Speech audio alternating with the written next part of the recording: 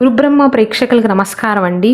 2026 మే మాసంలో ముందుగా మీనరాశి వారికి ఉద్యోగం కెరీర్ పరంగా చూసుకున్నట్లయితే మే 15వ తారీఖు తర్వాత గ్రహాలకే రాజైనటువంటి రవి అనగా సూర్య భగవానుడు మీ పరాక్రమ స్థానంలోకి మారటం వల్ల మీనరాశి వారిలో ఆత్మవిశ్వాసం అనేది పెరుగుతుంది. పెళ్లి, ఉద్యోగం, రాజకీయం, విదేశీ ప్రయాణం, ధనం నిలకడగా లేకపోవటం, భార్యాభర్తల మధ్య గొడవలు, ఆస్తి తగాదాలు, అప్పుల బాధలు, స్త్రీ పురుషుల ఎలాంటి గుప్త సమస్యలకైనా గృహశాంతి, నవగ్రహ శాంతి, నరదృష్టి, కాలసర్ప దోషాలు, దూర ప్రాంతాల వరకు ఫోన్ ద్వారా జ్యోతిష్యం చెప్పబడును. Phone number 9542637206. మీ ఆఫీస్లో మీ మాటకు గౌరవం అనేది పెరుగుతుంది.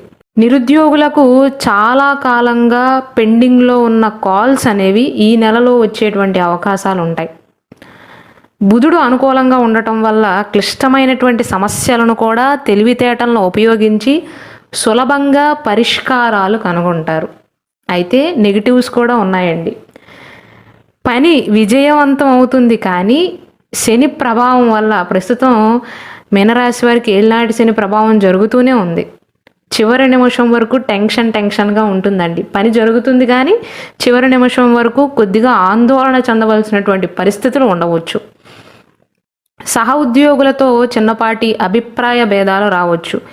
మీ విజయాలను చూసి అసూయ పడేవారు ఉంటారు, కాబట్టి మీరు ఏం చేయదలుచుకున్నారో అందరికీ చెప్పకపోవటమే మంచిది. ఆర్థిక పరంగా చూసుకున్నట్లయితే సూర్యుడు, బుధుడు, శుక్రుడు అనుకూలించటం వల్ల ఆదాయ మార్గాలు అనేవి పెరుగుతాయండి. ఆగిపోయినటువంటి బకాయిలు వసూలు అవుతాయి. స్టాక్ మార్కెట్ కానీ రియల్ ఎస్టేట్లో గతంలో పెట్టిన పెట్టుబడుల నుండి లాభాలు వచ్చేటువంటి సూచనలు అయితే కనిపిస్తున్నాయి. అయితే నెగిటివ్స్ ఏంటంటేనండి, కుజుడు ధనస్థానంలో ఉండటం వల్ల అనవసరమైనటువంటి ఖర్చులు, ముఖ్యంగా విలాసాల కోసం ఖర్చులు పెరిగేటువంటి అవకాశాలు ఉన్నాయి. డబ్బు వస్తుంది, కానీ ఏదో ఒక కుటుంబ అవసరం కోసం వెంటనే ఖర్చు అయిపోతుంది. ఈ నెలలో పొదుపు చేయటం కొద్దిగా సవాలుగా మారుతుంది మీనరాశి జాతకులకు. కుటుంబ పరంగా, వ్యక్తిగత జీవితం పరంగా చూసుకున్నట్లయితే ఎవరికైతే పెళ్లి కాక వివాహ ప్రయత్నాలు చేస్తున్నారో వారికి మంచి సంబంధాలు కుదిరేటువంటి అవకాశాలు ఉన్నాయి. ఒకవేళ మీ పర్సనల్ జాతకంలో గనక వివాహానికి సంబంధించి ఎటువంటి దోషాలు లేనట్లయితే వచ్చే మాసంలో అంటే జూన్లో గురుగ్రహ మార్పు జరగబోతుంది, కావున వివాహ ప్రయత్నాలు అనేవి ఈ మాసంలో వేగవంతం అయ్యేటువంటి అవకాశాలు ఉంటాయి. భార్యాభర్తల మధ్య గతంలో ఉన్న మనస్పర్ధలు తొలగుతాయండి. నెగిటివ్ పాయింట్స్ విషయానికి వస్తే కుజుడు 2వ స్థానంలో ఉంటాడు. 2వ స్థానం అనేది కేవలం ధనస్థానం మాత్రమే కాదు, మీ మాట తీరుకు సంబంధించినది, మీ వాక్చాతుర్యానికి సంబంధించినది. కాబట్టి మీ మాట కరుకుగా ఉండేటువంటి అవకాశం ఉంది. మీ మాట వల్ల ఇంట్లో గొడవలు రావచ్చు.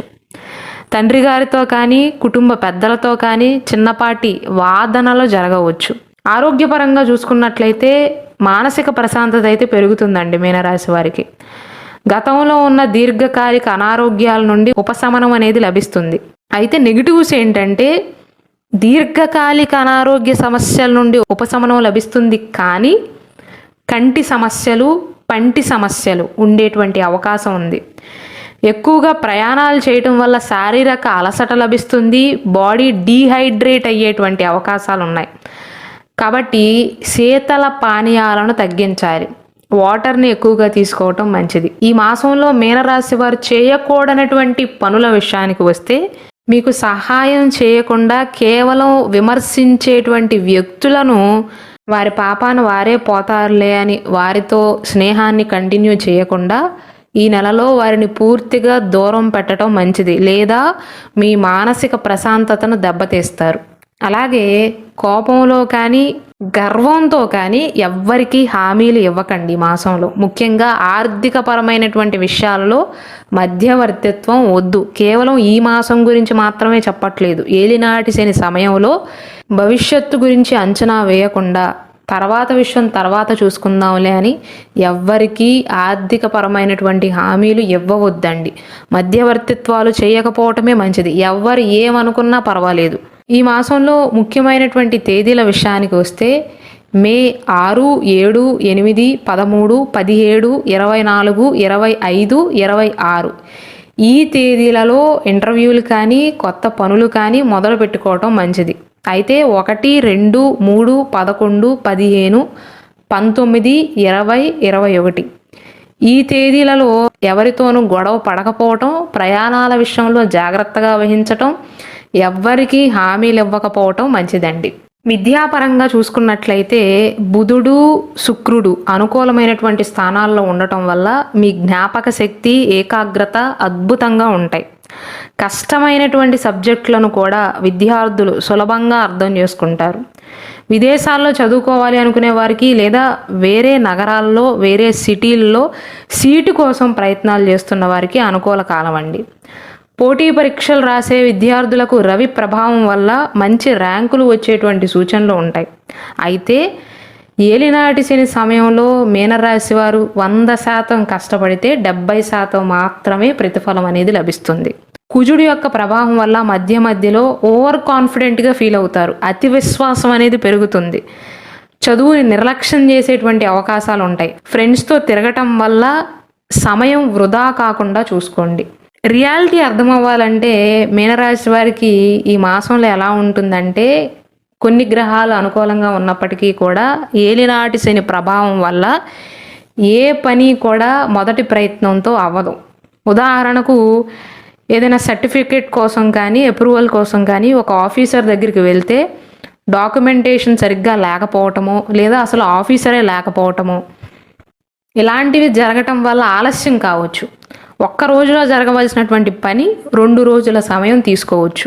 బంధువుల నుండి ఎప్రిసియేషన్ లభిస్తుంది. పొగిడేవారు ఉంటారు. అదే సమయంలో మీ ఎదుగుదలను చూసి ఓర్వలేని వారు, మీ వెనకాల చాడీలు చెప్పేవారు, మీ గురించి లేనిపోని మాటలు చెప్పేటువంటి ప్రమాదం ఉంది. కావున ఏలినాటి శని జరుగుతున్న సమయంలో మీనరాశి వారు ఎందులోనైనా సక్సెస్ అయినా సైలెంట్గానే ఎంజాయ్ చేయండి. అందరికీ చాటింపు వేయవద్దు. కుజుడు 2వ ఇంట్లో ఉండటం వల్ల 2వ ఇల్లు అనేది కమ్యూనికేషన్కి సంబంధించినది, అంటే మీ మాట తీరుకు సంబంధించినది. కాబట్టి మీరు ఏదో చెప్పదలుచుకున్నట్లయితే, ఏదో ఉద్దేశంతో అంటే ఎదుటివారు ఇంకేదో అర్థం చేసుకునేటువంటి అవకాశాలు ఉంటాయి. విద్యార్థులైనా ఉద్యోగస్తులైనా మీ చుట్టూ ఉంటూ మీ టైంని వేస్ట్ చేసేటువంటి కొలీగ్స్ అయినా ఫ్రెండ్స్నైనా సరే వదిలించుకోవటానికి ఇది సరైన సమయం. ఎవరిని ఉంచాలి, ఎవరిని వదిలేయాలి అనేటువంటి స్పష్టత మీకు లభిస్తుంది. పరిహారాల విషయానికి వస్తే, నేను ప్రతి వీడియోలో చెప్తున్నట్లుగా మీనరాశి వారు కేవలం వారు జన్మించినటువంటి రాశి, నక్షత్రం, లగ్నం బట్టి మాత్రమే కాకుండా ప్రతి ఒక్క మనిషికి కూడా వారు జన్మించినటువంటి date of birth, time of birth బట్టి పర్సనల్ జాతక చక్రం అనేది ఉంటుంది. దానికి సంబంధించి యోగకారకుడు ఎవరు, ఏ గ్రహం బలపడితే మీకు అనుకూలంగా ఉంటుందో దానికి సంబంధించినటువంటి ఒరిజినల్ సర్టిఫైడ్ జాతక రత్నాన్ని ధరించండి. అలాగే బుధవారం నాడు వినాయకుడికి గరిక గడ్డిని సమర్పించటం వల్ల ఏకాగ్రత పెరిగి ఆటంకాలు అనేవి తొలగుతాయి.